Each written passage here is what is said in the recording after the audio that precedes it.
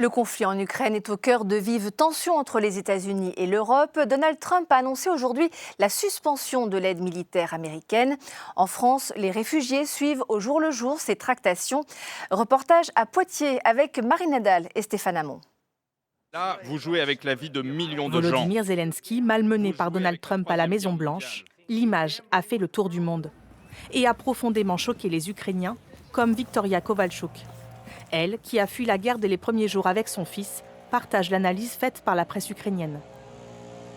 J'ai entendu que cette situation était programmée spécialement pour montrer un mauvais côté de la politique de notre pays. C'est tout. Et c'est pas ce que les Ukrainiens pensent, eux, de leur président. Notre président, il fait tout pour sauver notre pays. En poste à l'université d'Odessa avant la guerre, la trentenaire nourrit l'espoir de retrouver sa vie en Ukraine.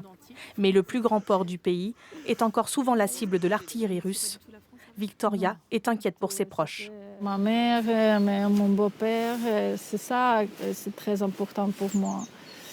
Et j'espère qu'on se voit bientôt dans notre pays, sans guerre, sans bombardement.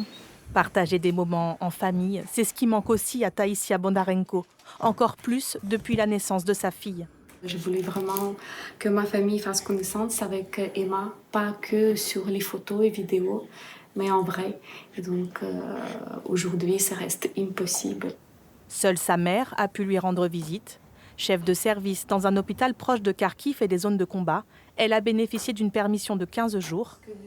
Aujourd'hui, Taïsia croit en la résolution possible du conflit, même sans les Américains. En espérant que les dirigeants européens ils vont continuer à nous aider et c'est ce soutien européen qui nous motive également. Donc on sait qu'on n'est pas seul. Un soutien déjà réaffirmé par 15 États européens, dont la France.